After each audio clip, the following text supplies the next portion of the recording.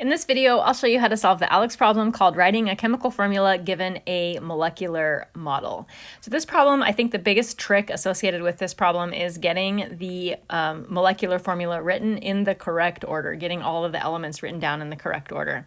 So let's start by counting up how many atoms, each type of atom we have in this particular molecule. I've got a bunch of these white spheres, 6 of them, that's the hydrogen. So I've got 6 hydrogen in this molecule. I've got 2 of the black spheres, so that's 2 carbon atoms. I've got 1 sulfur, and I've got 1 oxygen. And again, the trick here is getting these 4 elements in the correct order to make ALEKS happy.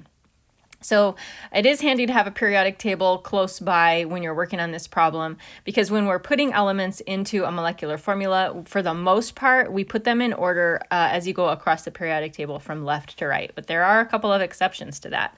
So basically, if you have any elements in group 1A, referring to the titles of each one of these groups, if you have any elements in group 1A, they're going to come first, but not hydrogen. And so hydrogen, even though it is in group 1A, is not going to be first in the molecular formula, except for sometimes it is. And I'll talk about that exception as well. This is kind of frustrating for students. And then we just carry on going across the periodic table. So the next thing we would list what anything in 2A, and then we're going to list anything that is in column 3A, and then 4A, and then 5A. And then we're going to take a break from the trend, and we are going to write hydrogen. So this is the point where hydrogen is going to come in completely out of order. Once we get our hydrogens in place, then we're going to carry on with 6A, 7A, 8A.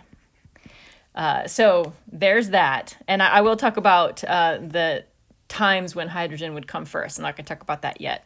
So for this particular molecule, we have hydrogen, we have carbon, we have oxygen, and we also have sulfur.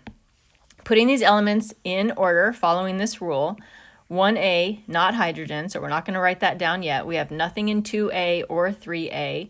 We're going to start with 4A, which is our carbon. So that's going to be C, we have 2 of those, C2. And we have nothing in 5A, that would come next. Then we're going to write down our hydrogens. We've got 6 of those, H6. So we did our carbon, we did our hydrogen, and now we're at 6A. In 6A, we have 2 elements from that column. We have sulfur and we have oxygen.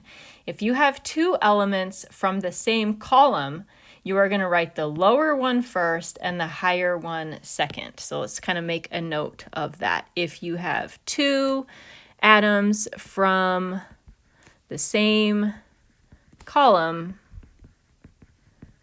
write the lower one first and the higher one second. So many rules. So our lower atom comes first, that's sulfur, and our higher atom comes second, that's oxygen, and that is the proper way to write the formula for this particular molecule, C2H6SO.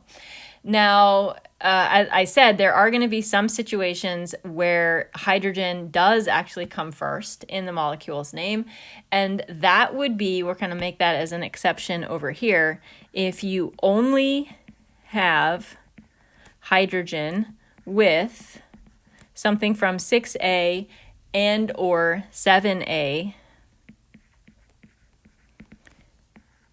right? The hydrogen first, followed by 6A, or write the hydrogen first, followed by 7A. So that would be, for this particular problem, that would be the only exception that you would have to look out for. I know that these rules are really, really tricky, but with some practice, you'll have no problem with this.